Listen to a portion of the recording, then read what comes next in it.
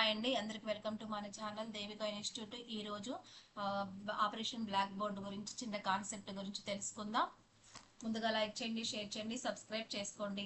Operation black board అమలు చేసే విధంగా అన్ని కాలాలకు సరిపడే బోధన అభ్యాసన ప్రక్రియలకు సరిపడే ఒక కిట్టు ఏకోపాధ్యాయ పాఠశాలలో రెండో ఉపాధ్యాయ నియామకాన్ని చేపట్టాలని జాతీయ విద్యా విధానం 1986 సూచించింది. ఈ ఆపరేషన్ బ్లాక్ బోర్డ్ పథకం అనేది 1986 జాతీయ విద్యా విధానం నుంచి ఒక భాగం అన్నమాట.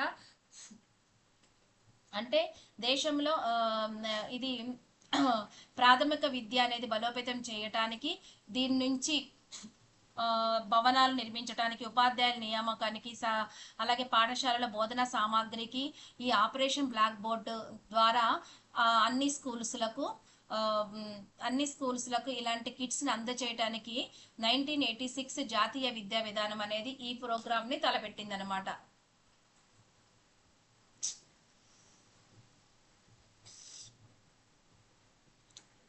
అలాగే ఆపరేషన్ అనే పదం అంటే ఎందుకు పెట్టారంటే, యుద్ధ ప్రాతిపదికన నిధులు విడుదల చేసి సౌకర్యాలు కల్పించడం కోసం దీనికి ఆపరేషన్ అని పేరు పెట్టారు. 1986 జాతీయ విద్యా విధానం మేరకు ఇది సెప్టెంబర్ 30న ఓబీవీ ప్రారంభించబడింది. 1987 నుంచి దేశవ్యాప్తంగా 3 దశలలో అమలైంది. మొదటి దశ 87, 88 to 20% పాఠశాలల్లో కంప్లీట్ చేసింది. రెండవ దశలో 30% పాఠశాలలు 88, 89లో, తర్వాత 50% పాఠశాలలో 89, 90 ఇయర్లో, మూడవ దశన 50% పాఠశాలలో ఈ పథకాన్ని అమలు చేసింది. దీనికి వనరులు ఎక్కడి నుంచి వస్తాయి అంటే, కేంద్ర వాటా 48%, రాష్ట్ర వాటా 42%,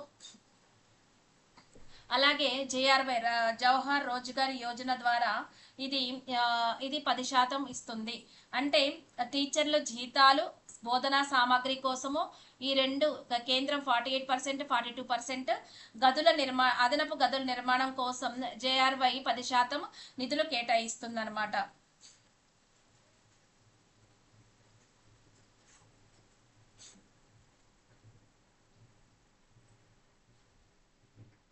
ఎందుకంటే జేఆర్వై అనేది ఒక గ్రామీణ ఉపాధి పథకం. దీని ద్వారా స్కూల్ గదులు కట్టడం వల్ల అటు స్కూల్ బిల్డింగ్తో పాటు ఊరిలో ఉన్న పేద కూలీలకు ఉపాధి దొరుకుతుందనే ఉద్దేశంతో దీన్ని ఇన్వాల్వ్ చేశారన్నమాట. స్కూల్ నదుల కోసం 10% నిధులు జేఆర్వై ద్వారా వాడారు. అలాగే దీని ముఖ్యమైన కార్యక్రమాలు: అదనపు గదుల నిర్మాణం, అదనపు ఉపాధ్యాయుల నియామకం, అలాగే బోధన అభ్యాసన సామాగ్రి సరఫరా. ఓబీబీ వల్ల దేశంలో సార్వత్రిక ప్రాథమిక విద్య అమలుకు అధిక ప్రాధాన్యత లభించింది. ఓబీబీ ప్రారంభంలో ప్రాథమిక పాఠశాలకే పరిమితమైనది. తర్వాత 1992లో ప్రోగ్రామ్ ఆఫ్ యాక్షన్ దీనిని ఎగువ ప్రాథమిక స్థాయికి విస్తరించాలని ప్రతిపాదించగా 8వ పంచవర్ష ప్రణాళికలో భాగంగా 93-94లో అమలు చేశారు. దేనికి అమలు చేశారు? ఉన్నత ప్రాథమిక తరగతులకు కూడా ఇది విస్తరింపచేశారు. కనీసం 2 తరగతి గదులు ఉండేలా దీనిని నిర్మించాలి. ప్రతి ప్రాథమిక పాఠశాలలో విద్యార్థుల సంఖ్య 100 మంది ఉంటే దానికి 3వ గదిని, 3వ ఉపాధ్యాయుని నియమించడం జరిగింది. ప్రతి పాఠశాలలో కనీస 2 ఉపాధ్యాయులు ఉండాలి. అందులో ఒక మహిళా టీచర్ తప్పనిసరిగా ఉండాలి. బాలబాలికల కోసం పాఠశాలలో మరుగుదొడ్ల నిర్మాణానికి నిధులను లభించాయి.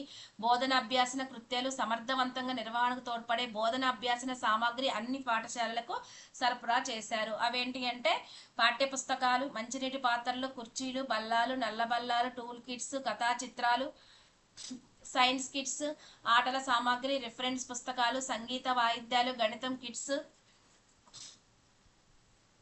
అధ్యాపక దర్శనాలు, పటాలు, చిత్రాలు, నిఘంటువులు, గ్లోబు, కథల పుస్తకాలు, ఇవన్నీ ఆ పథకం ద్వారా అన్ని స్కూల్లు సరఫరా చేయబడ్డాయి.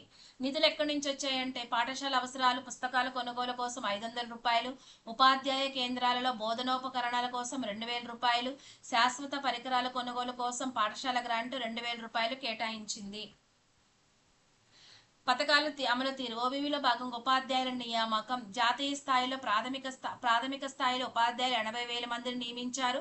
ప్రాథమికోన్నత స్థాయిలో 85,000 మంది.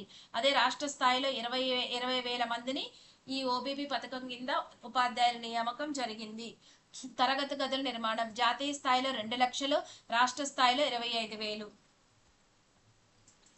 ఓబీబీ పథకం అనేది ప్రాథమిక విద్యా క్షేత్రంగాను అటు పరిమాణాత్మకంగాను గుణాత్మకంగాను రూపొందించడానికి విప్లవాత్మకమైన పథకం ఇది. తర్వాత OBB district programme of education, దాంట్లో భాగంగా ఉండింది. డిస్ట్రిక్ట్ ప్రైమరీ ఎడ్యుకేషన్ ప్రోగ్రాంలో 1994లో భాగంగా చేశారు. అనంతరం 2002-2003 మధ్యలో సర్వశిక్ష అభియాన్లో భాగమైంది. తర్వాత సమగ్ర శిక్షా పథకంలో విలీనమైంది.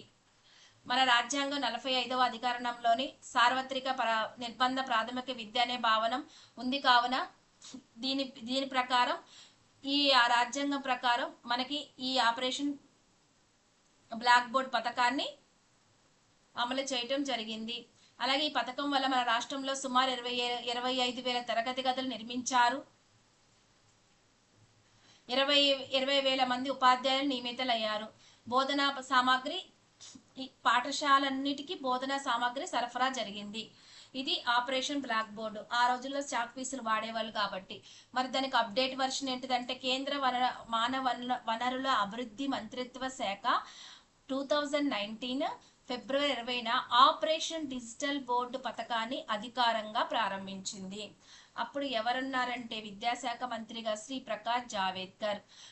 దీంట్లో ముఖ్య ఉద్దేశం ఏంటంటే ప్రభుత్వ ఎయిడెడ్ పాఠశాలలో 9వ తరగతి నుండి అలాగే ఉన్నత విద్యా సంస్థల్లో తరగతి గదులను స్మార్ట్ డిజిటల్ క్లాస్ రూములుగా మార్చటం. ఈ పథకం కింద ఇవన్నీ నడిపిస్తున్నారు.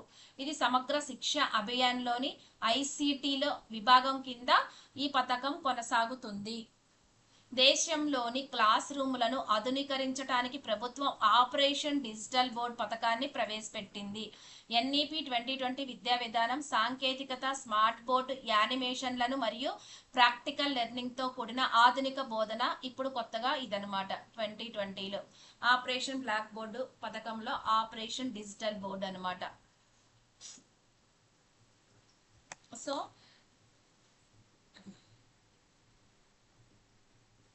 ఓవరాల్గా ఏంటంటే ఇది ఆపరేషన్ బ్లాక్ బోర్డ్ 1986 జాతీయ విద్యా విధాన సిఫారసు మేరకు 1987లో ఇది ప్రాథమిక పాఠశాలలో కనీస వసతులు కల్పించడానికి యుద్ధ ప్రాతిపదిక తెచ్చిన ఆపరేషన్ బ్లాక్ బోర్డు. దీంట్లో భవనాలు అంటే కనీస 2 పెద్ద గదులు, విడిగా మరుగుదొడ్లు ఉండాలి. ఉపాధ్యాయులకు కనీస 2 టీచర్లు ఉండాలి. అందులో తప్పనిసరిగా మహిళా ఉపాధ్యాయులే ఉండాలి. సామాగ్రి టిఎల్ఎం కిట్, చాక్ పీసు, నల్లబల్ల, గ్లోబు, మ్యాప్లు, సైన్స్, మ్యాథ్ కిట్లు, ఆట వస్తువులు ఖచ్చితంగా అందించాలి. అలాగే కేంద్రం వాటేమో 48%, రాష్ట్రం 42%. టీచర్ జీతాలు, బోధనా సామాగ్రి కోసం ఇవి ఉపయోగించాలి. జేఆర్వై పథకం కింద 10% కేవలం అదనపు తరగతి గదుల నిర్మాణం కోసం. తర్వాత 92-94 ఎగువ ప్రాథమిక స్థాయికి 6, 7, 8 తరగతులకు విస్తరించారు. 94లో డిపిఈపి పథకంలో విలీనం చేశారు. 2002-2003 సర్వశిక్ష అభియాన్లో ప్రస్తుతం అది సమగ్ర శిక్ష మరియు ఎన్ఈపి 2020 కింద ఈ నల్లబల్ల స్థానంలో ఆపరేషన్ డిజిటల్ బోర్డు అమల్లోకి వచ్చింది. సో ఈవినింగ్ 7:30 to 8:30 మధ్యలో ఎన్ఈపి 2020 అలాగే వయోజన అనీత విద్య కింద బిట్స్ ఎంసీక్యూ ఉంటుందండి లైవ్. ప్రతి ఒక్కరు పాల్గొనండి. ప్లీజ్ లైక్ చేయండి, షేర్ చేయండి, సబ్స్క్రైబ్ చేసుకోండి.